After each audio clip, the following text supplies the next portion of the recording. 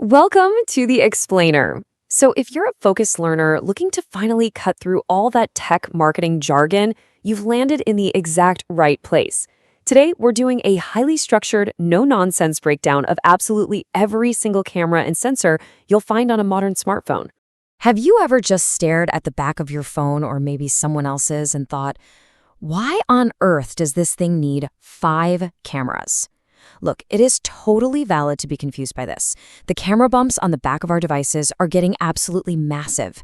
And some of those mysterious lenses, like those little black and white sensors, don't even take normal photos that you can actually see.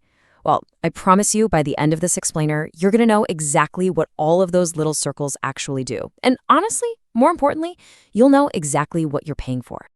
All right, let's dive right in. Here's our roadmap for today. First up, the everyday camera essentials. Second, zooming and macro close-ups. Third, the sensors you never see. Fourth, front-facing selfie tech. And finally, beyond the megapixel count. Okay, starting right off with Section 1, the everyday camera essentials. This is your 90% use case. Right at the top of that list is your main camera, or what's commonly called the wide camera. This is the one handling 90% of your daily photography. It boasts the largest physical size, the absolute best low-light performance, and by far the sharpest overall image quality. Whether you're just snapping a quick photo of your lunch or capturing a receipt for work, this is the default lens doing all the heavy lifting to give you the best possible resolution. But how does that main lens actually compare to the ultra-wide camera? Well, while the main camera prioritizes quality, the ultra-wide captures a dramatically broader field of view. You know, it's the lens that saves you from literally walking backward into traffic just to fit a tall building or a huge group of friends into the frame.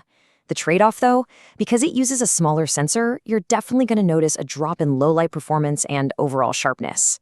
Moving right along to Section 2, zooming and macro close-ups. This is all about specialized optical glass. Now, this is where physical hardware actually replaces software tricks. There's a really critical difference between the two types of zoom you'll constantly see advertised. Optical zoom uses a telephoto lens that is physically built to magnify distant subjects, giving you a true high-quality zoom. Digital zoom, on the other hand, it doesn't actually zoom at all. It simply degrades the image by cropping into the center of a standard photo and digitally stretching whatever is left over. And that brings us to a kind of intimidating term: the Periscope telephoto. Think about it. Smartphones are so incredibly thin, you literally can't fit a long traditional zoom lens inside without making the phone super thick and bulky. Enter the Periscope. It cleverly uses a prism to bend light completely sideways inside the body of the phone. This is what allows flagship devices to achieve massive 5x or even 10x optical zoom while keeping your device perfectly slim. Pretty amazing, right? Now, on the exact opposite end of the spectrum, we've got the macro camera. This one is explicitly designed to focus on subjects just a few centimeters away from the lens. It's usually a much lower resolution sensor, but it is an incredibly fun, creative tool. It's the secret behind those really highly detailed extreme close-up shots, you know, the delicate flower petals or the intricate texture of an insect's eye. All right, Section 3, sensors you never see. These are all about gathering data, not colors.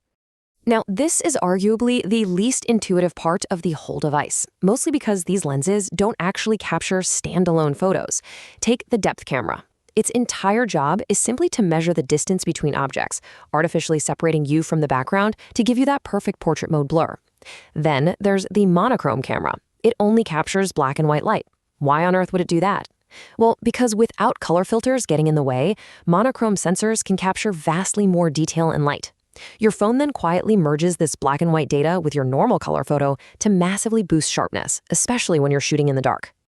Next up, I want to introduce a premium acronym you've probably spotted on spec sheets: LiDAR. It stands for Light Detection and Ranging. Now, it's a piece of incredibly high-end tech that isn't technically a camera itself, but it works very, very closely with your cameras.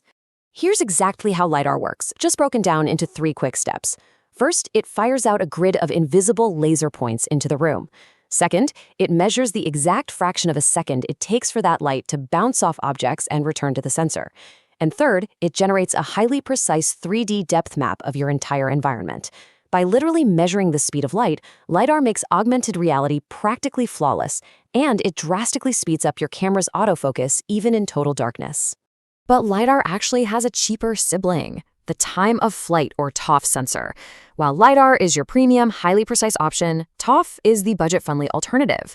The crucial point here is that they both measure light travel time to map out depth, but the time of flight sensor is just less precise. You'll generally find it on mid-range phones simply to help out and improve portrait mode depth. Okay, let's flip the phone around for Section 4, front-facing selfie tech. The camera's looking right at you. So, what are the front options? First, you've got your standard selfie camera for all your everyday video calls, but some phones now feature an ultra-wide selfie camera. This is an amazing addition for group shots, totally eliminating the need for that awkward arm extension technique we all do. And finally, there's the incredibly rare under-display selfie camera, which is physically hidden completely beneath the screen. Just keep in mind with this one, that seamless, futuristic look sacrifices some image quality, simply because the light has to literally pass through the glowing pixels of your screen before it can even hit the lens. And that brings us to Section 5, beyond the megapixel count, the really big picture. 12. Let's just sit with that number and build up to this crescendo for a second.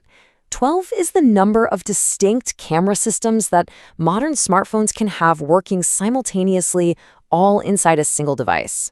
I mean, just think about the sheer amount of specialized hardware packed right into your pocket. On the back, we have the main, the ultra-wide, telephoto, periscope, macro, depth, monochrome, LiDAR, and TOF. Then on the front, you've got standard selfie, ultra-wide selfie, and under display. It is an absolute marvel of modern engineering, all working together simultaneously. And this brings us to the ultimate educational takeaway of this whole explainer. Real-world performance is determined by the specific types of cameras you have, not just the megapixel count. So the next time you're out buying a phone, please do not just look at a big megapixel number printed on the box. You really need to check exactly which of these specialized lenses are included so you know what the phone is truly capable of. So I'm going to leave you with this final, kind of provocative thought. Out of the 12 possible camera systems in your pocket right now, which ones are you actually paying for, and which ones do you use the most? I highly encourage you to take a look at the back of your own device today and see what you can identify. Thank you so much for joining me, and I really hope this leaves you eager to decode even more tech jargon in our future explainers.